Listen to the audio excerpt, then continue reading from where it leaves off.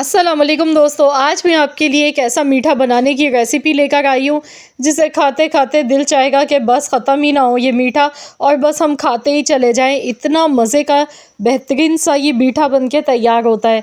तो चलिए हम देख लेते हैं किस तरीके से हमने ये इतना लाजवाब मीठा बना के तैयार किया है। तो इसे बनाने के लिए यहाँ पर सबसे पहले हमने एक कढ़ाई में पानी बॉयल होने के लिए रख दिया। अब हमने जैसे ही पानी में देखिए बबल्स बनना शुरू हुए तो हमने यहाँ पर पास्ता लेना है।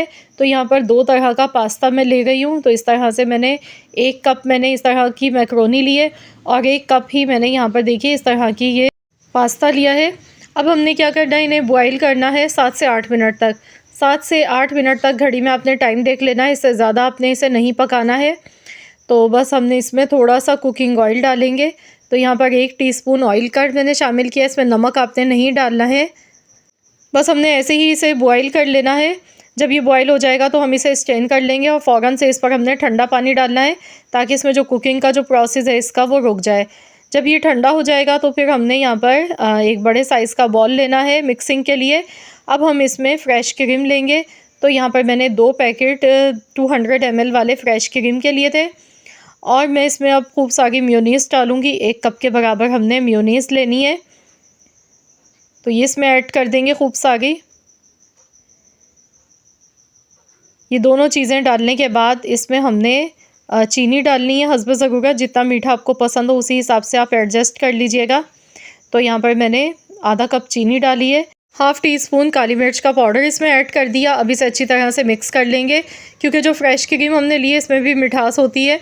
तो इसीलिए यहाँ पर चीनी का इस्तेमाल आपने अपने टेस्ट के अकॉर्डिंग करना है। आधा कप चीनी इसमें काफ़ी है बिल्कुल। अब इसे अच्छी तरह से विस्कर की मदद से मिक्स कर लेना है।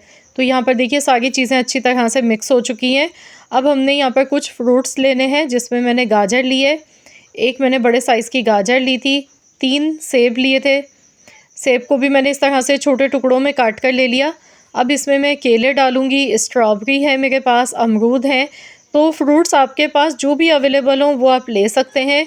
तो यहाँ पर देखिए स्ट्रॉबेरीज़ हैं मेरे पास, 250 ग्राम स्ट्रॉबेरीज़ मैंने ली थी। अमरूद लिए थे 2।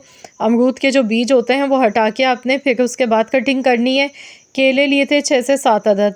तो ये सारे फ्रूट्स इसमें ऐड कर दिए। अब इसमें जो मैक्रोनी पास्ता हमने बॉयल करके रखा था ये इसमें शामिल कर देंगे। तो यहाँ ये बिल्कुल कम्प्लीटली ठंडा होना चाहिए, गरम आपने नहीं ऐड करना है। अब इन्हें अच्छी तरह से सारी चीज़ों को मिक्स करेंगे।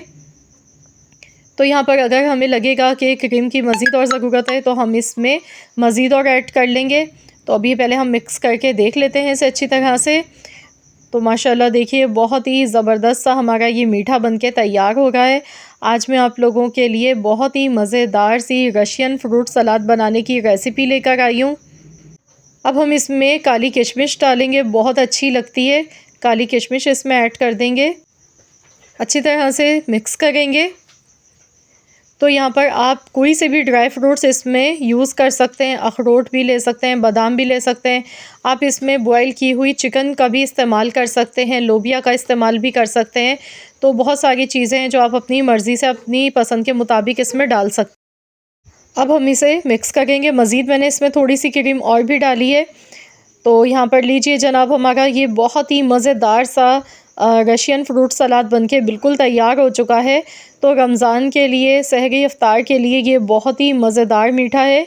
तो आप लोग रमज़ान के लिए इस रेसिपी को अभी से नोट डाउन कर लें, ज़रूर बनाएं। बहुत ही हेल्दी, बहुत ही मज़े की रेसिपी है। इतना मज़े का बेहतरीन सा ये मीठा लगता है खाने में कि बस दिल चाहता है कि खाते ही चले जाएं।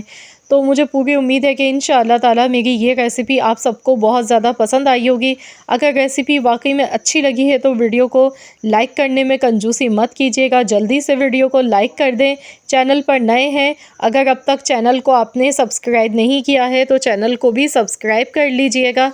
तो फिर मिलते हैं इंशाअल्लाह ताला एक और नई यूनिक मज़ेदार सी रेसिपी के साथ। तो जब तक के लिए अल्लाह हाफ़िज़।